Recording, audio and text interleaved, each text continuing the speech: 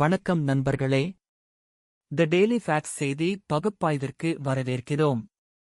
இன்றைய முக்கியமான உலக அரசியல் மற்றும் நாட்டு நிலவரங்களை விரிவாக ஆராய்வோம். மத்திய கிழக்கு நெருக்கடியில் இருந்து நம் நாட்டின் எரிபொருள் பாதுகாப்பு வரை அனைத்து முக்கிய நிகழ்வுகளையும் இராணுவ துல்லியத்துடன் பகுப்பாய்வு செய்வோம். இந்த பகுப்பாய்வு இந்தியா மற்றும் தமிழகத்திற்கு என்ன பாதிப்புகளை ஏற்படுத்தும் என்பதையும் ஆழமாக ஆராய்வோம். முதலாவதாக, மத்திய கிழக்கு நெருக்கடி குறித்து விரிவாக பார்ப்போம். ட்ரம்ப் பதவியில் இருந்து தப்பிக்க முடியுமா என்ற கேள்வி உலகம் முழுவதும் எதிரொலிக்கிறது.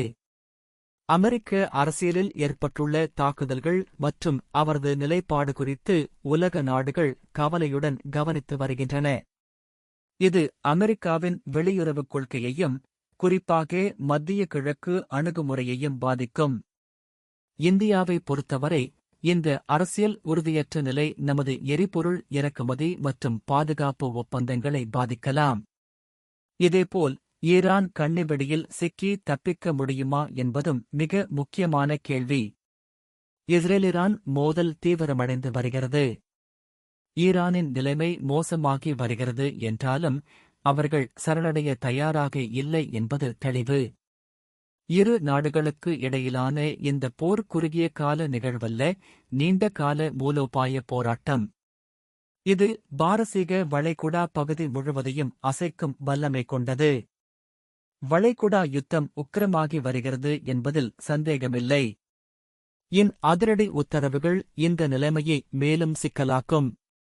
ஈரானுக்கு எதிரான பொருளாதார தடைகள் கடுமையாக்கப்படும், அதே சமயம்க்கு மேலும் ஆதரவு வழங்கப்படும்.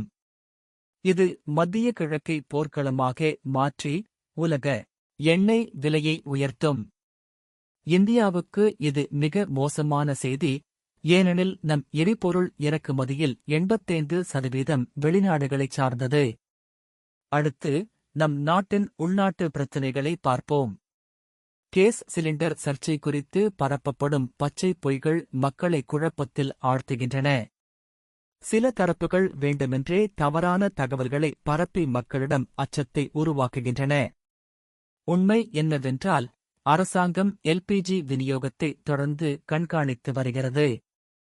ஆனால் மத்திய கிழக்கு நெருக்கடி காரணமாக எதிர்காலத்தில் விலை ஏற்றம் ஏற்படலாம்.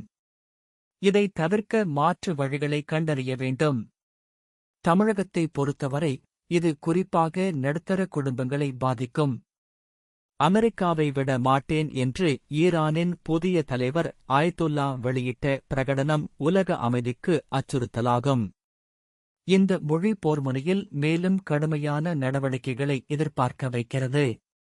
ஈரானின் இந்த நிலைப்பாடு அமெரிக்க தலைமையிலான மேற்கத்திய கூட்டணியை மேலும் கடுமையான பொருளாதார தடைகள் விதிக்க தூண்டும். இந்தியா இந்த சிக்கலில் சிக்காமல் நடுநிலைமை கடைப்பிடிக்க வேண்டும். நமது ஆற்றல் பாதுகாப்பு மற்றும் பொருளாதார நலன்கள் காக்கப்பட வேண்டும். சீனா சத்தமில்லாமல் ஈரானுக்கு ஆயுதங்களை அனுப்பி வருகிறது என்பது மிக ஆபத்தான நிலைமை. இது பாரசீக வளைகுடா போரை நீடிக்க செய்யும் மட்டுமல்லாமல் உலக போர் ஏற்பட வாய்ப்புகளையும் அதிகரிக்கும். சீனாவின் இந்த நடவடிக்கை அமெரிக்காவுக்கு எதிரான புவியியல் அரசியல் ஆட்டத்தின் ஒரு பகுதி. இந்தியா இந்த நிலைமையில் மிக கவனமாக இருக்க வேண்டும். நம்மை யாரொரு புறமும் சாய்க்காமல் நமது நலன்களை மட்டும் கருத்தில் கொண்டு செயல்பட வேண்டும். எரிபொருள் பாதுகாப்பு விஷயத்தில் ஒரு நல்ல செய்தி, ஈரான் இந்திய கப்பல்களுக்கு அனுமதி வழங்கியுள்ளது. அமெரிக்க தடைகள் இருந்தபோதிலும் ஈரான் இந்தியாவுடனான எண்ணெய் வியாபாரத்தை தொடர ஒப்புக்கொண்டுள்ளது. இது நம் ஆற்றல் பாதுகாப்புக்கு பெரிய ஆறுதல். ரஷ்யாவிடமிருந்தும் தொடர்ந்து எண்ணெய் வந்து கொண்டிருக்கிறது. இது பெட்ரோல் மற்றும் கேஸ் விலையை சீராக வைக்க உதவும். ஆனால் இந்த ஏற்பாட்டை நீண்ட காலம் தொடர முடியுமா என்பதில் சந்தேகம் உள்ளது.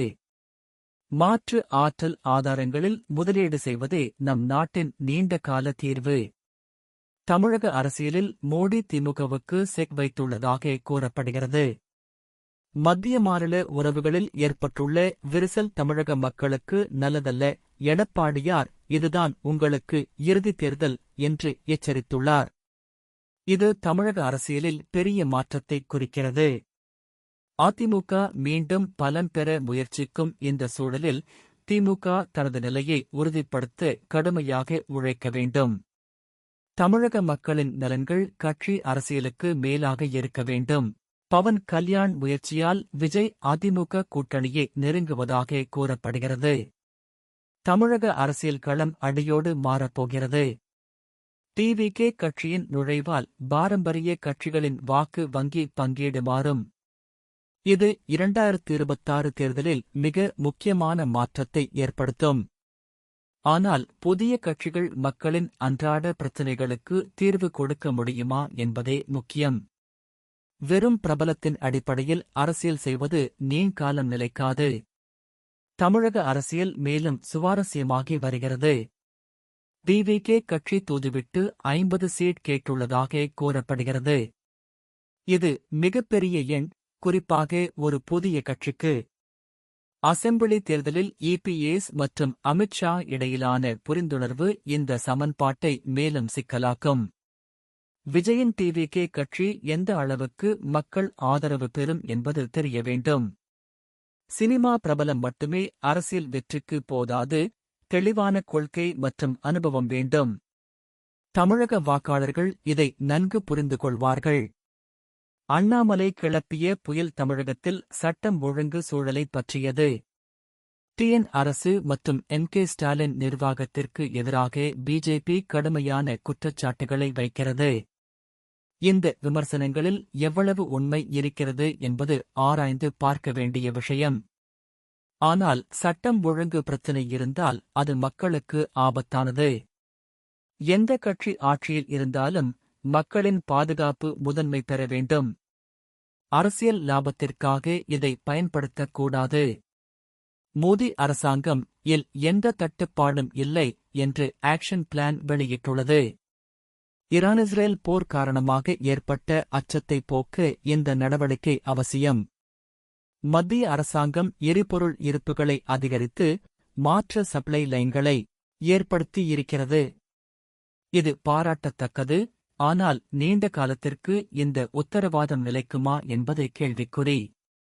தமிழகம் போன்ற தொழில் மாநிலங்களுக்கு எரிபொருள் பாதுகாப்பு அத்தியாவசியம். சர்வதேச அளவில் அடுத்த பெரிய அச்சுறுத்தல் சீனாவிடமிருந்து வரப்போகிறது. சீனா அடுத்த போருக்கு தயாராகி வருகிறது என்பது உலக நாடுகளுக்கு தெரியும். பின்லாந்து அடுத்த யுக்ரைன் ஆகும் என்ற எச்சரிக்கை மிக ஆபத்தானது. ட்ரம்ப் தோல்வியடைந்தால் சீனா தனது விரிவாக்க கொள்கையை வேகப்படுத்தும். இந்தியாவை பொறுத்தவரை இது மிக கவலையான விஷயம். லாக் பகுதியில் சீனாவின் ஆக்கிரமிப்பு அதிகரிக்கும். சவுத் சைனா இல் இந்தியாவின் கடல்வழி வர்த்தகம் பாதிக்கப்படும். நம் பாதுகாப்பு தயார்நிலையை உடனடியாக பலப்படுத்த வேண்டும். குடும்பத்திற்கு ஒரு ஹெல்த் இன்சூரன்ஸ் பிளான் எடுக்க முடியுமா என்பது இன்றைய மிக முக்கியமான கேள்வி. ஃபேமிலி ஹெல்த்தில் மறைக்கப்பட்ட விவரங்கள் பலவற்றை மக்கள் தெரிந்து கொள்ள வேண்டும். மருத்துவ காப்பீடு என்பது வெறும் பிரீமியம் கட்டுவதல்ல, அவசர காலத்தில் உண்மையிலேயே பயன்பட வேண்டும். பல நிறுவனங்கள் கிளைம்ஸ் செட்டில் செய்வதில் தாமதம் செய்கின்றன.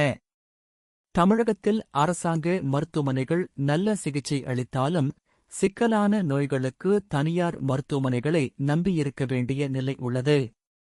இந்தியா-ஈரான் எண்ணெய் ஒப்பந்தம் குறித்த அலசல் மிக முக்கியமானது. இஸ்ரேல் மற்றும் வின் 5 பொறிகளை இந்தியா எவ்வாறு தவிர்க்கும் என்பது நமது வெளியுறவுக் கொள்கையின் திறமையை பொறுத்தது. இந்த பஞ்சாயத்து முடிவுக்கு வருமா என்பது உலக அமைதிக்கு முக்கியம். இந்தியா பாரம்பரியமாக அமைதி நாடு, ஆனால் நம் நலன்கள் பாதிக்கப்பட்டால் வலுவான நிலைப்பாடு எடுக்கும். எண்ணெய் வர்த்தகத்தில் இந்தியாவின் ஸ்மார்ட் செயல்பாடு பிற நாடுகளுக்கு எடுத்துக்காட்டாக இருக்கிறது. கடைசியாக, மத்திய கிழக்கு நெருக்கடியின் தீவிர விளைவுகளை பார்ப்போம். ஈரானால் பாரசீக வளைகுடாவில் பிரளயம் ஏற்பட்டுள்ளது. பிரான்ஸ் வீரர்கள் பலியாகி உள்ளனர். இது நாட்டோ நாடுகளை இந்த போரில் நேரடியாக இழுக்கும் ஆபத்தை உருவாக்குகிறது. போர் செலவு 1 லட்சம் ரூபாய் கோடியை தாண்டிவிட்டது. இது உலக பொருளாதாரத்தை பாதிக்கும். USA vs ஈரான் போர் இனி தவிர்க்க முடியாததாக தோன்றுகிறது. மீண்டும் வரவு இந்த போரை மேலும் தீவிரப்படுத்தும். இந்தியாவுக்கு இது பெரும் சவால், ஏனெனில் நமது இரு முக்கிய எண்ணெய் சப்ளையர்களும் போர் நிலையில் இருக்கின்றனர். இஸ்ரேல் பிரதம மந்திரி நேதன்யாகு உயிரோடு திரும்பி வந்துள்ளார். இது போரை தொடரும் எண்ணத்தை காட்டுகிறது. ஈரான் மீதான எப்ஸ்டீன் ஃபைல்ஸ் விவகாரம் மற்றும் அணுக்கரு மையம் மீதான தாக்குதல் சர்வதேச பதற்றத்தை அதிகரிக்கிறது. இந்த தாக்குதல்கள் ஈரானின் அணு திட்டத்தை நிறுத்தும் நோக்கத்துடன் நடத்தப்படுகின்றன. ஆனால் இது மேலும் பெரிய பழிவாங்கலுக்கு வழிவகுக்கும்.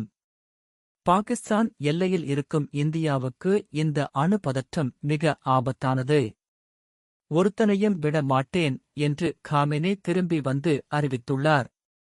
இந்த அறிவிப்பு போரை மேலும் நீடிக்க செய்யும். எண்ணெய் விலையில் மெகா வீழ்ச்சி ஏற்படுமா என்பது சந்தேகம், ஏனெனில் போர் தொடரும் வரை விலை உயர்வே இருக்கும். இஸ்ரேல் வர்சஸ் ஈரான் போர் இந்த பிராந்தியத்தை நிரந்தர போர்க்களமாக மாற்றும் ஆபத்து இருக்கிறது. இந்தியா இந்த நெருக்கடியிலிருந்து விலகி நின்று நமது ஆற்றல் பாதுகாப்பு மற்றும் பொருளாதார நிலைத்தன்மையை பாதுகாக்க வேண்டும். நண்பர்களே, இன்றைய பகுப்பாய்விலிருந்து தெளிவாகிறது, உலக அரசியல் மிக சிக்கலான கட்டத்தில் இருக்கிறது. மத்திய கிழக்கு போர், சீனாவின் விரிவாக்கம், இந்தியாவின் எரிபொருள் பாதுகாப்பு, தமிழக அரசியல் மாற்றங்கள் இவை அனைத்தும் ஒன்றோடு ஒன்று தொடர்புடையது. இந்தியா தனது மூலோபாய சிந்தனையில் மிக கவனமாக இருக்க வேண்டும். தமிழகமும் நம் நலன்களை முன்னிட்டு செயல்பட வேண்டும். தி டெய்லிக்கு சப்ஸ்கிரைப் செய்து இதுபோன்ற முக்கியமான பகுப்பாய்வுகளை தொடர்ந்து பெறுங்கள். இது தி டெய்லி ஃபேக்ட்ஸ். தொடர்ந்து கவனியுங்கள், முன்னேறுங்கள்.